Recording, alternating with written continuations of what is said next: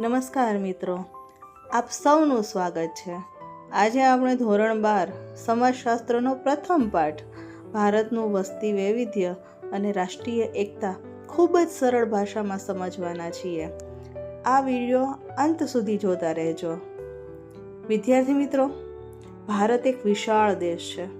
અહીં અનેક ધર્મ, અનેક ભાષાઓ, અનેક જાતિઓ, અનેક વેશભૂષાઓ અને અલગ અલગ સંસ્કૃતિ ધરાવતા લોકો રહે છે. આટલી બધી વિવિધતા હોવા છતાં બધા ભારતીયો એક દેશના નાગરિક છે અને આ જ ભારતની સૌથી મોટી વિશેષતા છે. ભારતમાં અલગ અલગ તહેવારો ઉજવાય છે.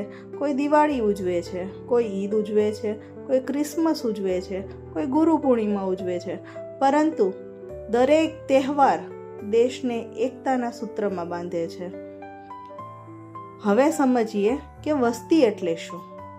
કોઈ પણ દેશમાં રહેતા કુલ લોકોની સંખ્યાને વસ્તી કહેવામાં આવે છે. વસ્તી વધે કે ઘટે તેના 3 મુખ્ય કારણ છે. એક છે જન્મ, બીજું છે મૃત્યુ અને ત્રીજું છે સ્થળાંતર. હવે સ્થળાંતર એટલે શું? તો કે સ્થળાંતર એટલે એક જગ્યાએથી બીજી જગ્યાએ જવું.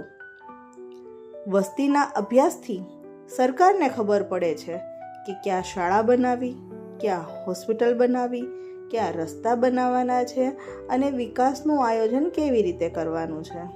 ભારતમાં વસ્તીમાં ઘણા પ્રકારનું વૈવિધ્ય જોવા મળે છે.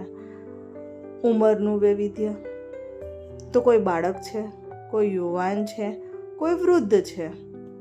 સમાજની અંદર સ્ત્રીઓ અને પુરુષો બંને સમાન મહત્વ ધરાવે છે. કેટલાક લોકો ગામમાં રહે છે, કેટલાક લોકો શહેરમાં રહે છે. કેટલાક લોકો શિક્ષિત હોય છે, કેટલાક લોકો હજી પણ અભણ હોય છે. શિક્ષણ એ વિકાસ માટે ખૂબ જરૂરી છે. ભારતમાં અનેક ધર્મો છે, પણ ભારતનો દરેક નાગરિક સમાન છે. ભારતમાં સેંકડો ભાષાઓ બોલાય છે, પણ દરેક ભાષા આપણા દેશની શાન છે. ભારતનું વૈવિધ્ય જ તેની સૌથી મોટી તાકાત છે. આ વૈવિધ્ય આપણને દેશને વધુ સુંદર બનાવે છે. ભલે આપણે અલગ હોઈએ, પણ આપણે સૌ ભારતીય છીએ. રાષ્ટ્રીય એકતા એટલે તો કે દેશના બધા લોકો એકબીજાને માન આપે, એકબીજાની લાગણીઓ સમજે અને દેશના વિકાસ માટે સાથે મળીને કાર્ય કરે. આપણે બધા એક જ તિરંગાને સલામ કરીએ છીએ, એક જ બંધારણને માનીએ છીએ. આ જ ભારતની રાષ્ટ્રીય એકતા છે. ધાર્મિક વૈવિધ્ય. વિદ્યાર્થી મિત્રો, ભારત વિવિધતાનો દેશ છે. આ વિવિધતામાં ધાર્મિક વૈવિધ્ય ખૂબ જ મહત્વનું સ્થાન ધરાવે છે. આપણા દેશમાં હિન્દુ, મુસ્લિમ, ખ્રિસ્તી, શીખ, બૌદ્ધ અને જૈન જેવા અનેક ધર્મોના લોકો રહે છે. દરેક ધર્મની પોતાની માન્યતાઓ, પૂજા પદ્ધતિ, ધર્મસ્થાનો, તહેવારો અને પરંપરાઓ હોય છે. પરંતુ બધા ધર્મોનો મૂળ સંદેશ એક જ છે: પ્રેમ, શાંતિ, ભાઈચારો અને માનવતા. ભારતનું બંધારણ દરેક નાગરિકને પોતાનો ધર્મ માનવાની અને તેનો પ્રચાર કરવાની સ્વતંત્રતા આપે છે. આ કારણે ભારતના લોકો વિવિધ ધર્મોનું સન્માન કરે છે અને એકબીજાના તહેવારોમાં પણ આનંદથી ભાગ લે છે. આ જ ભારતના ધાર્મિક વૈવિધ્યની સૌથી મોટી વિશેષતા છે. સાંસ્કૃતિક વૈવિધ્ય. ભારત વિશ્વના સૌથી સમૃદ્ધ સાંસ્કૃતિક વૈવિધ્ય ધરાવતા દેશમાંનો એક દેશ છે. આપણા દેશમાં દરેક રાજ્યની ભાષા, વેશભૂષા, ખાણીપીણી, તહેવારો, લોકનૃત્યો અને પરંપરાઓ અલગ અલગ છે. ગુજરાતમાં નવરાત્રિનો ગરબા, પંજાબમાં ભાંગડા, તમિલનાડુમાં પોંગલ, કેરળમાં ઓણમ અને અસમમાં બિહુ જેવા તહેવારો અને સાંસ્કૃતિક કાર્યક્રમો જે છે એ ઉજવવામાં આવે છે. ભારતમાં 22 બંધારણીય ભાષાઓ અને અનેક બોલીઓ બોલાય છે. દરેક ભાષા અને દરેક સંસ્કૃતિ આપણા દેશની અમૂલ્ય ધરોહર છે. આટલી વિવિધતા હોવા છતાં આપણે સૌ એકબીજાની સંસ્કૃતિનું સન્માન કરીએ છીએ અને વિવિધતામાં એકતાના આદર્શને જીવંત રાખીએ છીએ. આ જ ભારતના સાંસ્કૃતિક વૈવિધ્યની સૌથી મોટી ઓળખ અને શક્તિ છે. વંચિત સમૂહોનું વૈવિધ્ય. વિદ્યાર્થી મિત્રો, ભારતીય સમાજમાં કેટલાક એવા સમૂહો છે જેઓ લાંબા સમય સુધી સામાજિક, આર્થિક અને શૈક્ષણિક રીતે પાછળ રહ્યા. આવા સમૂહોને વંચિત સમૂહો કહેવામાં આવે છે. ભારતના બંધારણે આવા સમૂહોના વિકાસ માટે વિશિષ્ટ જોગવાઈઓ કરી છે. વંચિત સમૂહોને મુખ્યત્વે 3 વર્ગોની અંદર સમાવેશ થાય છે. પહેલું છે અનુસૂચિત જાતિ એટલે કે SC, અનુસૂચિત જનજાતિ એટલે કે ST અને અન્ય પછાત વર્ગો એટલે કે OBC. આ સમૂહોને શિક્ષણ, રોજગાર અને વિકાસની તકોમાં વિશેષ સહાય આપવામાં આવે છે, જેથી તેઓ સમાજના મુખ્ય પ્રવાહ સાથે આગળ વધી શકે. ખાસ કરીને અનુસૂચિત જનજાતિ એટલે કે આદિવાસી સમુદાયો ભારતના અનેક રાજ્યોની અંદર વસવાટ કરે છે અને તેમની પોતાની આગવી સંસ્કૃતિ, ભાષા અને પરંપરાઓ છે. સમાનતા, ન્યાય અને સર્વાંગી વિકાસ એ જ ભારતના બંધારણનો મુખ્ય હેતુ છે. આ જ વંચિત સમૂહોના વૈવિધ્યની સૌથી મોટી વિશેષતા છે. રાષ્ટ્રીય એકતા. વિદ્યાર્થી મિત્રો, ભારત અનેક ધર્મો, ભાષાઓ, સંસ્કૃતિઓ અને પરંપરાઓ ધરાવતો દેશ છે. આટલી વિવિધતા હોવા છતાં આપણને એક રાખે છે રાષ્ટ્રીય એકતા. રાષ્ટ્રીય એકતા એટલે દેશના તમામ નાગરિકોમાં એકતા, ભાઈચારો, પરસ્પર સન્માન અને રાષ્ટ્રપ્રેમની ભાવના. જ્યારે આપણે જાતિ, ધર્મ, ભાષા કે પ્રદેશના ભેદભાવને ભૂલીને સૌપ્રથમ પોતાને ભારતીય માનીએ છીએ ત્યારે સાચી રાષ્ટ્રીય એકતા મજબૂત બને છે. ભારતનું બંધારણ દરેક નાગરિકને સમાન અધિકારો અને સમાન તક આપે છે. તેથી દરેક વ્યક્તિ દેશના વિકાસમાં પોતાનો મહત્વપૂર્ણ ફાળો આપી શકે છે. આપણા સૈનિકો સરહદ પર, વિદ્યાર્થીઓ શાળામાં ધ્વજવંદન દરમિયાન અને દેશવાસીઓ રાષ્ટ્રીય તહેવારોની ઉજવણીમાં એકતાનો સંદેશો આપે છે. વિવિધતામાં એકતા એ ભારતની સૌથી મોટી ઓળખ અને શક્તિ છે. આ જ રાષ્ટ્રીય એકતાનો સાચો અર્થ છે. વિદ્યાર્થી મિત્રો, હવે આપણે રાષ્ટ્રીય એકતાના સહાયક પરિબળો વિશેની માહિતી મેળવીશું, જેમાં સૌથી પહેલું છે ભૌગોલિક પરિબળ. રાષ્ટ્રીય એકતાને મજબૂત બનાવવામાં ઘણા પરિબળો મહત્વની ભૂમિકા ભજવે છે. જેમાંનું પહેલું છે ભૌગોલિક પરિબળ. ભારત જે છે એ ઉત્તર તરફ હિમાલય અને દક્ષિણ તરફ હિન્દ મહાસાગર, પૂર્વ અને પશ્ચિમ તરફના વિશાળ પ્રદેશો ધરાવતો દેશ છે. દેશના વિવિધ પ્રદેશોમાં પહાડો, નદીઓ, જંગલો, રણ અને સમુદ્ર જેવા કુદરતી વૈવિધ્ય જે છે એ જોવા મળે છે. આ વિવિધ પ્રદેશોના લોકો પરસ્પર સંપર્ક, પ્રવાસ અને સાંસ્કૃતિક આદાન પ્રદાન દ્વારા એકબીજાની નજીક આવે છે. કુદરતી આપત્તિના સમયમાં સમગ્ર દેશના લોકો એકબીજાની મદદ માટે આગળ આવે છે. આ ભાવના રાષ્ટ્રીય એકતાને વધુ મજબૂત બનાવે છે. બીજું છે ભારતનું બંધારણ. ભારતનું બંધારણ એ દેશના દરેક નાગરિકને સમાનતા, સ્વતંત્રતા, ન્યાય અને બંધુત્વ જેવા મૂળભૂત મૂલ્યો આપે છે. બંધારણ દરેક વ્યક્તિને ધર્મ, ભાષા, જાતિ અને પ્રદેશના ભેદભાવ વિના સમાન અધિકારો આપે છે. તે દેશના તમામ નાગરિકોમાં એકતા, ભાઈચારો અને રાષ્ટ્રપ્રેમની ભાવના વિકસાવવામાં મહત્વપૂર્ણ ભૂમિકા ભજવે છે.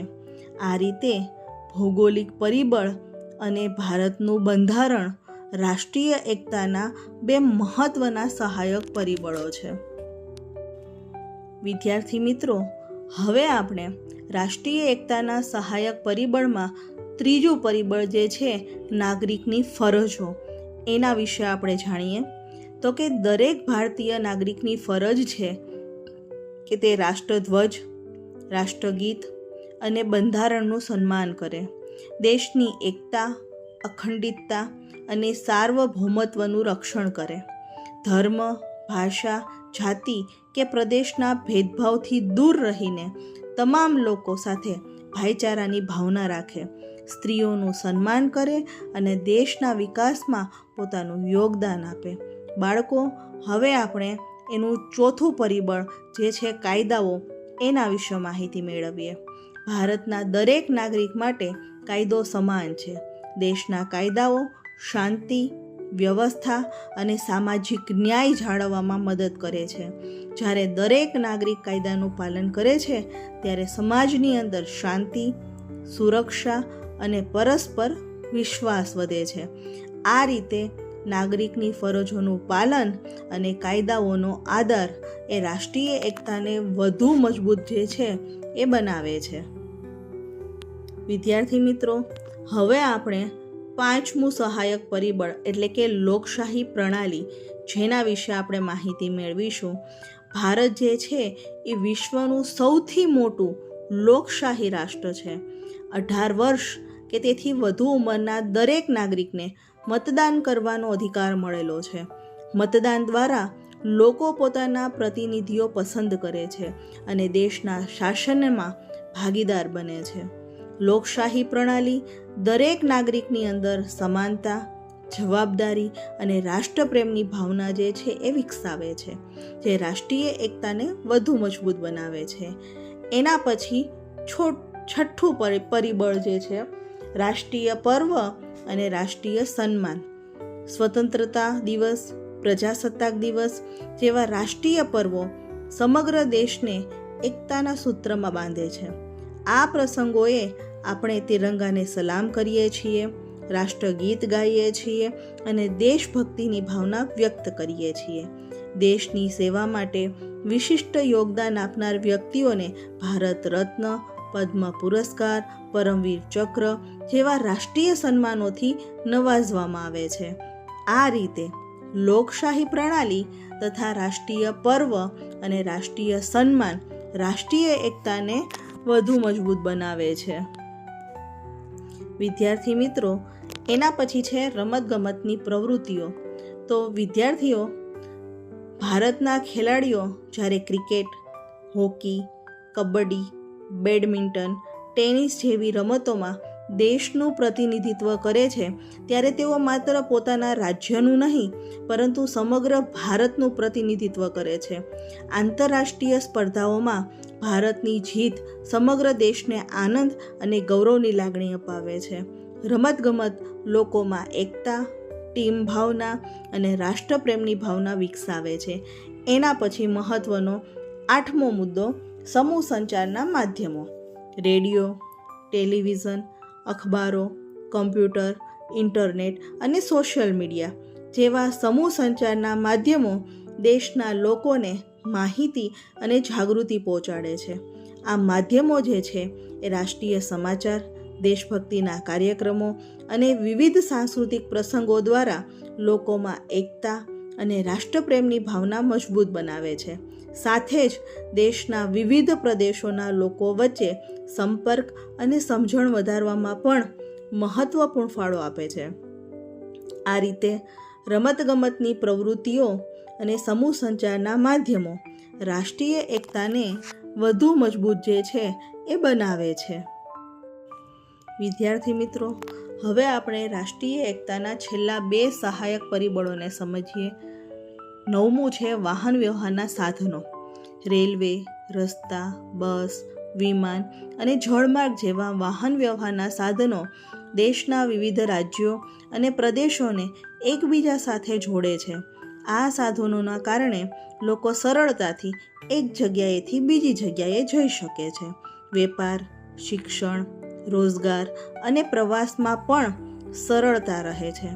આ રીતે વાહન વ્યવહારના સાધનો સમગ્ર દેશમાં સંપર્ક વધારીને રાષ્ટ્રીય એકતા મજબૂત બનાવે છે. અને વિદ્યાર્થી મિત્રો, અત્યારે હવે છેલ્લો મુદ્દો 10મો, પરસ્પરાવલંબન અને સહયોગીકરણ. આધુનિક યુગમાં કોઈ પણ વ્યક્તિ કે રાજ્ય સંપૂર્ણપણે સ્વતંત્ર નથી. ખેતી, ઉદ્યોગ, વેપાર અને સેવાઓ માટે એકબીજા ઉપર આધાર રાખવો પડે છે. એક રાજ્યમાં બનતી વસ્તુઓ બીજા રાજ્યમાં પહોંચે છે અને સમગ્ર દેશના લોકો એકબીજાની જરૂરિયાતો પૂરી કરવામાં સહભાગી બને છે. આ પરસ્પર સહકાર અને સહયોગીકરણની એકતા, ભાઈચારો અને રાષ્ટ્રપ્રેમની ભાવના જે છે એ વધુ મજબૂત બનાવે છે. વિદ્યાર્થી મિત્રો, આ પાઠમાં આપણે ભારતનું વસ્તી વૈવિધ્ય, રાષ્ટ્રીય એકતાના તમામ 10 સહાયક પરિબળો વિશે સરળ રીતે સમજ્યું. ભારતની સાચી ઓળખ વિવિધતામાં એકતા છે. જો તમને આ વિડીયો ગમ્યો હોય તો લાઈક કરો, શેર કરો, ચેનલને સબસ્ક્રાઈબ કરો અને નવા શૈક્ષણિક વિડીયો માટે જોડાયેલા રહો. આભાર. ફરી મળીએ નવા પાઠ સાથે.